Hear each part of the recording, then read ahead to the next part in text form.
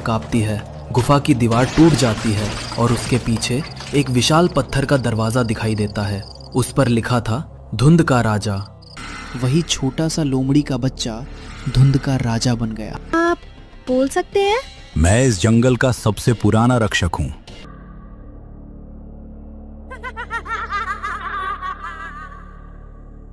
गुफा के अंदर यही तुम्हारी रक्षा करेगा। एक जादुई नक्शा प्रकट होता है। नक्शे में जंगल के बीच एक चमकता हुआ मंदिर दिखाई देता है। उस रात जंगल में कुछ ऐसा हुआ जिसने सबको डरा दिया। ये कैसी धुंध है? मैंने ऐसी धुंध पहले कभी नहीं देखी। हेलो, कोई है यहाँ? जो भी उस धुंध के अंदर गया वो कभी वापस नहीं लौटा। ये कैसी धुंध है? बचाओ, कोई है, बचाओ। ये आवाज राजकुमारी की थी। भोली तेजी से महल की तरफ उड़ने लगती है। बचाओ, कोई है, बचाओ। लेकिन धुंध अब महल को भी निगलने लगी थी। रात की रहस्यमयी धुंध ने पूरे जंगल को बदल दिया था। जो भी उस धुंध के पास गया वो वापस नहीं लौटा और अब डर पूरे जंगल में फैल चुका था। जंगल के बीच सभी जानवर इकट्ठा खड़े थे।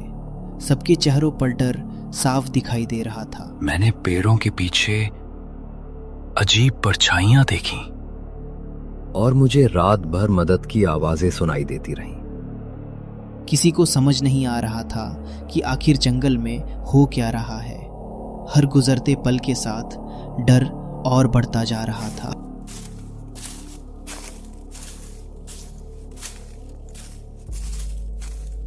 महाराज, बड़ी मुसीबत हो गई। क्या हुआ?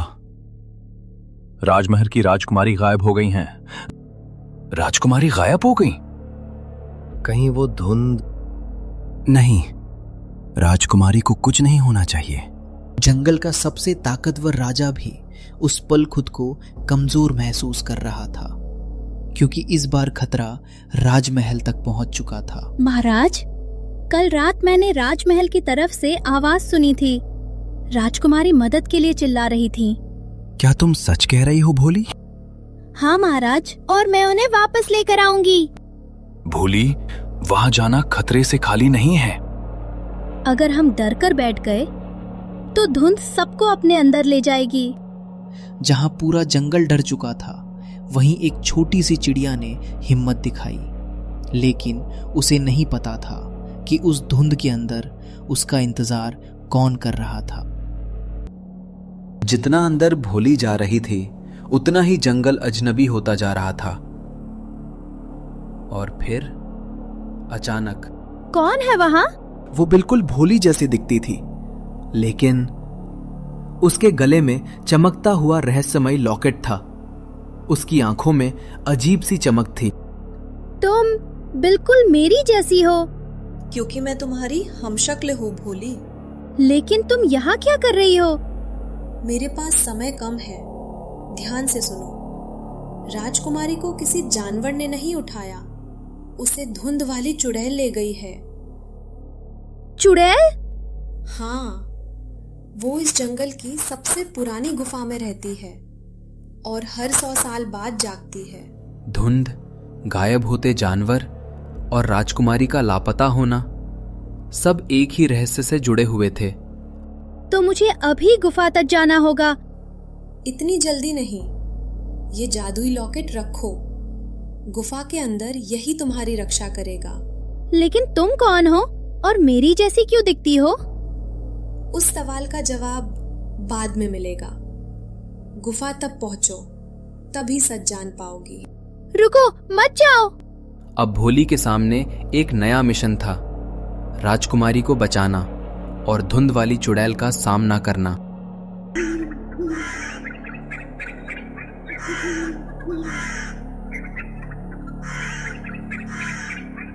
भोली गुफा के अंदर पहुंचती है। चारों तरफ अंधेरा था। दीवारों पर रहस्यमयी निशान बने हुए थे। ठंडी हवा गूंज रही थी। दूर कहीं किसी के हंसने की आवाज आ रही थी। यही वो गुफा थी जिसका जिक्र भोली की हमशक्ल ने किया था, लेकिन भोली को नहीं पता था कि उसका सामना अब जंगल की सबसे खतरनाक शक्ति से होने वाला है।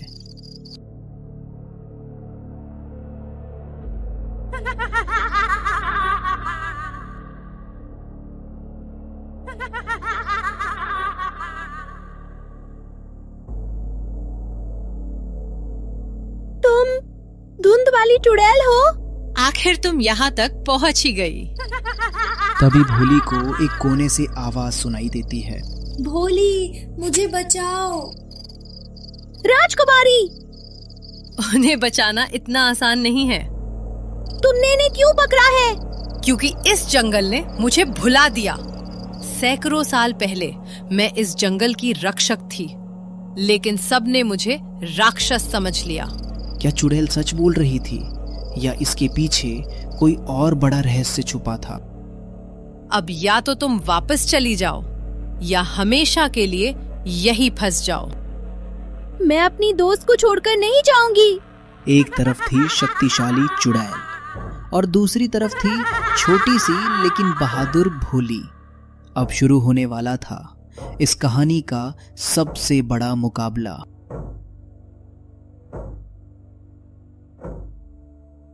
चुड़ैल का शक्तिशाली जादुई हमला भोली की तरफ बढ़ता है। भोली डरकर अपनी आंखें बंद कर लेती है, लेकिन तभी उसके हाथ में पकड़ा जादुई लॉकेट चमकने लगता है।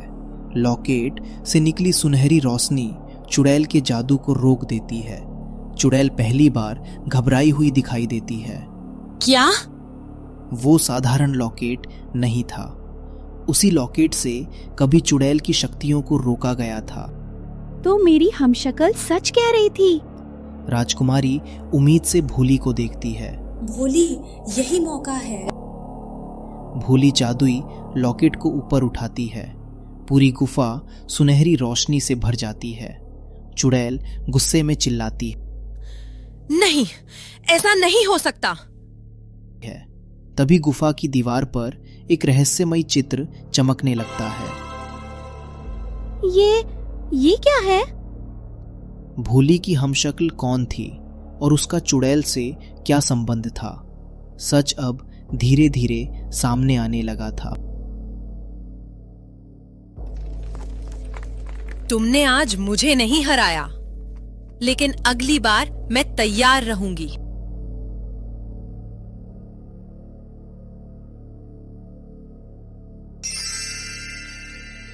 गुफा के सबसे अंधेरे कोने से दो लाल आंखें चमकती हैं। क्या चुड़ैल सच में चली गई थी या उसके पीछे कोई और भी बड़ा दुश्मन छुपा था?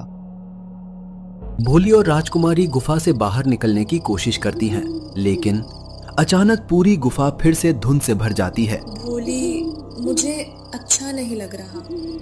तभी सामने सुनहरी रोशनी दिखाई देती है। उस रोशनी से वही रहस्यमयी हमशक्ल बाहर आती है। तुम आखिर तुम हो कौन? उसकी आंखों में आंसू थे। अब तुम्हें सच जानने का समय आ गया है। जिस जवाब की तलाश भोली शुरू से कर रही थी, वो अब उसके सामने था।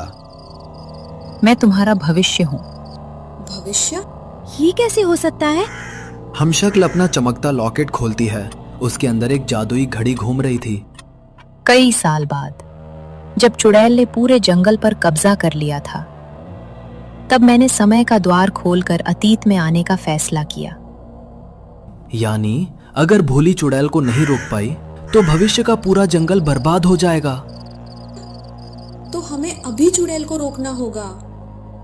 मामला उससे भी बड़ा है। चुड़ैल अकेली नहीं है।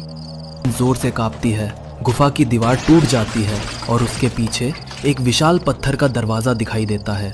उस पर लिखा था धुंध का राजा। धुंध का राजा? हाँ, चुड़ैल तो सिर्फ उसकी सेवक है। असली खतरा अभी जागा भी नहीं है। अचानक दरवाजे के पीछे से भारी आवाज गूंजती है। कौन है जो मेरी नींद में खलल डाल रहा है? भोली, अब क्या होगा? चुड़ैल को हराना सिर्फ शुरुआत थी। अब भोली का सामना उस शक्ति से होने वाला था जिससे पूरा जंगल सदियों से डरता आया था।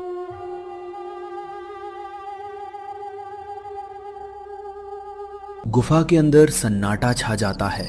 अचानक पत्थर का विशाल दरवाजा हिलने लगता है।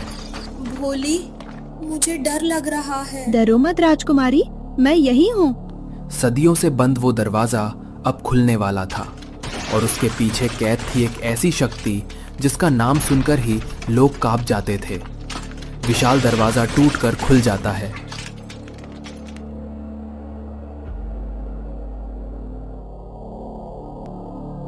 आखिर मुझे आजादी मिल ही गई। नहीं, हम बहुत देर कर चुके हैं। क्या यही धुंध का राजा है? हाँ, और अगर इसे नहीं रोका गया तो पूरा जंगल हमेशा के लिए धुंध में खो जाएगा। अब कोई मुझे नहीं रोक सकता। ये पंख फिर चमक रहा है। खतरा अब सिर्फ गुफा तक सीमित नहीं था, पूरा जंगल विनाश के कगार पर था। तभी भोली के हाथ का जादुई पंख फिर से चमकने लगता है। उसके सामने एक जादुई नक्शा प्रकट होता है। नक्शे में जंगल के बीच एक चमकता हुआ मंदिर दिखाई देता है। प्रकाश मंदिर। वो क्या है? वही एकमात्र शक्ति है जो धुंध के राजा को हरा सकती है। तुम लोग प्रकाश मंदिर तक कभी नहीं पहुंच पाओगे। भोली, अब क्या करें? हम प्रकाश मंदिर तक जरूर पहुंचेंगे और इस जंगल को बचाएंगे। अब शुरू होने वाली थी भोली की सबसे खतरनाक यात्रा, प्रकाश मंदिर की यात्रा। भोली, राजकुमारी और उसकी हमशक्ल गुफा से बाहर भागते हैं। पीछे धुंध के राक्षस उनका पीछा कर रहे थे। समय बहुत कम था। धुंध पूरे जंगल को निगल रही थी और प्रकाश मंदिर तक पहुंचने का रास्ता आसान नहीं था। वहां पेड़ सोने की तरह चमक रहे थे। वाह, मैंने ऐसी जगह पहले कभी नहीं देखी। रुको, आप बोल सकते हैं? मैं इस जंगल का सबसे पुराना रक्षक हूं। अगर प्रकाश मंदिर तक जाना है तो पहले मेरी पहेली का जवाब दो। प्रकाश मंदिर का रास्ता सिर्फ बहादुरी से नहीं, बुद्धि से भी खुलता बताओ, था। ऐसी कौन सी चीज है जो जितनी बांटो उतनी बढ़ती जाती है? प्यार और दया। सही जवाब। यही वो शक्ति है जिसे धुंध का राजा कभी नहीं समझ पाया। जमीन हिलने लगती है। पेड़ों के बीच एक सुनहरा रास्ता प्रकट होता है। प्रकाश मंदिर का पहला रास्ता खुल चुका था, लेकिन असली परीक्षा अभी बाकी थी। उन्हें पकड़ लो। तभी पीछे से धुंध के राक्षस फिर दिखाई देते हैं। तीनों उस सुनहरे रास्ते पर दौड़ पड़ते हैं। रास्ते के अंत में एक विशाल खाई दिखाई देती है और खाई के बीच हवा में तैरता हुआ प्रकाश मंदिर। हम वहां तक पहुंचेंगे कैसे? तभी मंदिर से एक रहस्यमयी आवाज गूंजती है। केवल सच्चे दिल वाला ही यहाँ तक पहुँच सकता है। क्या भोली प्रकाश मंदिर तक पहुंच पाएगी या धुंध का राजा पहले पूरे जंगल को अपने कब्जे में ले लेगा? विशाल खाई के किनारे भोली, राजकुमारी और उसकी हमशक्ल खड़ी थी। नीचे गहरी अंधेरी खाई थी। उसका अंत दिखाई ही नहीं दे रहा था। अगर हम गिरे तो? फिर हम कभी वापस नहीं लौट पाएंगे। तभी प्रकाश मंदिर से फिर वही रहस्यमयी आवाज आती है। सच्चे दिल वाला आगे बढ़े, रास्ता स्वयं बन जाएगा। मुझे कोशिश करनी होगी। नहीं भोली, ये बहुत खतरनाक है। लेकिन भोली आगे बढ़ जाती है। कभी कभी बहादुरी का मतलब डर का न होना नहीं होता, बल्कि डर के बावजूद आगे बढ़ना होता है। भोली अपना पहला कदम खाई की तरफ बढ़ाती है और तभी उसके पैरों के नीचे सुनहरी रोशनी का एक पुल बन जाता है। भोली, तुम्हारे नीचे पुल बन गया। भोली दूसरा कदम रखती है, फिर एक और हिस्सा बन जाता है। धीरे धीरे पूरा सुनहरा पुल तैयार होने लगता है। तभी पीछे से डरावनी आवाज गूंजती है। उन्हें रोक दो। भोली जल्दी करो। तीनों सुनहरे पुल पर दौड़ने लगती हैं, लेकिन तभी एक राक्षस हमशक्ल पर हमला कर देता है। उसका जादुई ताबीज टूटकर जमीन पर गिर जाता है। ताबीज से तेज रोशनी निकलती है और अचानक भोली को कुछ दृश्य दिखाई देने लगते हैं। भोली को कुछ दृश्य दिखाई देने लगते हैं।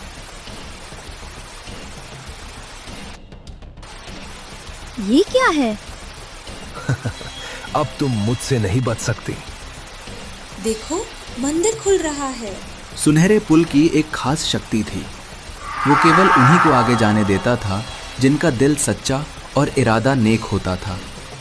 जैसे ही चुड़ैल और उसका पहरेदार पुल पर चढ़े, पुल की रोशनी फीकी पड़ने लगी। अचानक उनके पैरों के नीचे का रास्ता गायब हो गया। दोनों गहरी खाई में गिर गए। लेकिन धुंध का राजा नहीं गिरा, क्योंकि उसके दिल में अभी भी अच्छाई की एक छोटी सी चिंगारी बाकी थी। सुनहरे पुल ने उसे पहचान लिया और उसे आगे बढ़ने दिया। अब धुंध का राजा प्रकाश मंदिर की ओर बढ़ रहा था, जहां उसका भाग्य उसका इंतजार कर रहा था। ताबीज में एक ऐसा रहस्य छिपा था जो धुंध के राजा की असली पहचान बताने वाला था। तीनों तेजी से मंदिर के अंदर प्रवेश करती हैं, लेकिन धुंध का राजा भी उनके पीछे पहुंच चुका था। प्रकाश मंदिर के अंदर छिपा था जंगल का सबसे बड़ा रहस्य, और अब उसका सामना होने वाला था। प्रकाश मंदिर के अंदर ताबीज चमकने लगता है। तभी सबको धुंध के राजा का अतीत दिखाई देता है। वो दोस्त बनाना चाहता था, लेकिन जंगल के जानवर उसे अपने साथ नहीं रखते थे। हर दिन उसे अकेलापन मिलता रहा और धीरे धीरे उसके दिल का दुख गुस्से में बदल गया। उस गुस्से ने काली धुंध का रूप ले लिया और एक दिन वही छोटा सा लोमड़ी का बच्चा धुंध का राजा बन गया। तुम बुरे नहीं थे, बस अकेले थे। हाँ, मैं सिर्फ एक दोस्त चाहता था। भोली उसके पास जाती है। भोली का हाथ पकड़ते ही धुंध का राजा फिर एक छोटे लोमड़ी के बच्चे में बदल जाता है। तभी श्राप टूट जाता है। अब तुम अकेले नहीं हो। क्या अब कोई मेरा दोस्त बनेगा? हाँ, मैं बनूंगी। और मैं भी। अलविदा भोली, तुमने वो कर दिखाया जो मैं नहीं कर पाई थी। अब मेरा भविष्य सुरक्षित है और जंगल भी। याद रखना, जब भी तुम सही काम करोगी, जब भी किसी की मदद करोगी, मैं हमेशा तुम्हारे दिल में रहूंगी। अब मुझे जाना होगा, लेकिन हम फिर मिलेंगे। अलविदा मेरी दोस्त।